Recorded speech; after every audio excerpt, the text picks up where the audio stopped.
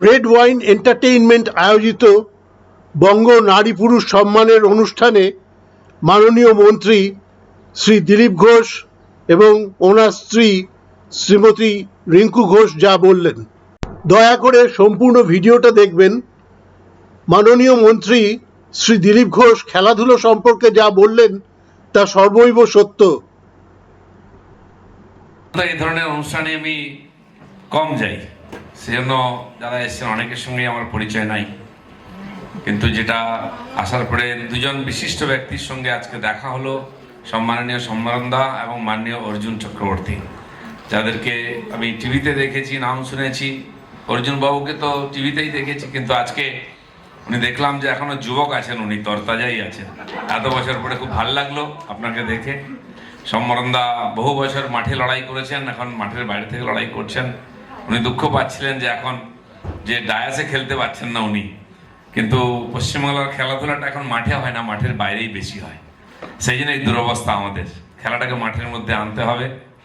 আর পশ্চিমবাংলার মানুষ খেলা প্রিয়, বাঙালিকে cricket, football, kabaddi, kho kho, table tennis সব জায়গায় একসময় আমরা নেতৃত্ব করেছি। যে কোনো কারণে হোক, কি কারণে আমরা জানি, যারা কোনোদিন মাঠে নেমেনি তারাই এখন খেলার মাথা হয়েছে। তার ফলে যা হওয়ার তাই হচ্ছে, সেখানে আমাদেরকে নেতৃত্বে আসতে হবে।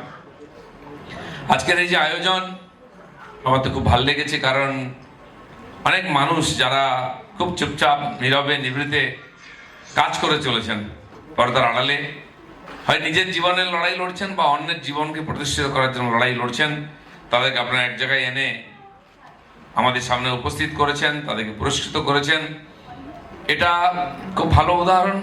সাধারণত যেই মানুষগুলোকে কেউ জানে না, চেনে না, কিন্তু সমাজের জন্য খুব বড় যোগদান থাকে তাদেরকে সামনে আনার দরকার। তাদের উৎসাহ বাড়াবার জন্য নয়, তাদের উৎসাহের কম নাই, নাহলে সারা জীবন কি করে লড়াই করছেন। বাকিদের কাছে এ ধরনের উদাহরণ প্রস্তুত করার জন্য যে এই ধরনের মানুষও হতে পারে, কেউ নিঃস্বার্থভাবে বা একেবারে অসম পরিস্থিতি থেকে লড়াই করতে করতে সামনে এগোচ্ছেন, সঙ্গে অন্যের জন্য করছেন, নিজের জীবনের লড়াই এবং অন্যের জীবনের লড়াই একসঙ্গে লড়ছেন। আর বিবিধ ক্ষেত্রের সমাজের লয়ার থেকে আরম্ভ করে অ্যাস্ট্রোলজার, অভিনেতা অভিনেত্রী থেকে আরম্ভ করে খেলোয়াড়, রাজনীতিবিদকে আপনারা জায়গা দিয়েছেন। সমাজের প্রত্যেকটি অপরিহার্য অঙ্গকে একত্রিত করে এখানে সমাহিত করেছেন, সেই জন্য আপনাকে ধন্যবাদ জানাই। আমার খুব ভালো লাগলো। গান বাজনা থেকে আরম্ভ করে সব রেখেছেন ব্যবস্থা।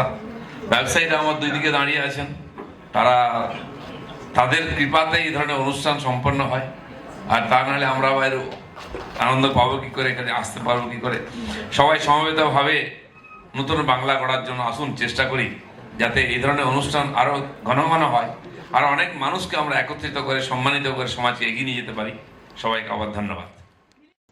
আমার অনেক দিনের পরিচিত এবং খুব ভালো বন্ধু শ্রী বুম্বা মুখার্জি পুষ্পস্তবক তুলে দিচ্ছেন মাননীয় মন্ত্রীর হাতে। শ্রী মুখার্জিকেও কোনো এক বছর এই বঙ্গপুরুষ সম্মানে ভূষিত করা হয়েছিল। উপস্থিত বিশেষ সম্মানীয় ব্যক্তি, পরিচালকগণ আর সম্মানীয় যারা এখানে উপস্থিত আছেন মঞ্চে, সকলকে আমার আন্তরিক প্রণাম আর শুভেচ্ছা। আজকের রেড ওয়াইন এন্টারটেনমেন্টের এই কালারফুল মঞ্চে উপস্থিত থাকতে পেরে আমার খুব আনন্দও লাগছে এবং গর্ববোধও হচ্ছে। তো পুরস্কার পাওয়াটা শুধু এটা সাফল্যের স্বীকৃতি নয়, আমার মনে হয় পুরস্কারের পেছনে একটা মানুষের অনেক পরিশ্রম, অধ্যবসায়, সমাজের প্রতি প্রতিদান, তারও একটা মূল্যায়ন বটে। তো এই যে অর্গানাইজাররা এই ধরনের প্রোগ্রাম করছেন, তো যারা পুরস্কার পাচ্ছে তাদেরকেও অনেক অনুপ্রেরণা দিচ্ছে। আগামী দিনে তারা দেশের জন্য, সমাজের জন্য অনেক বেশি ভালো কাজ করতে পারবে। আর যারা পুরস্কার পেয়েছেন এখানে, তাদের সকলকেই আমার আন্তরিক ভালোবাসা ও শুভেচ্ছা।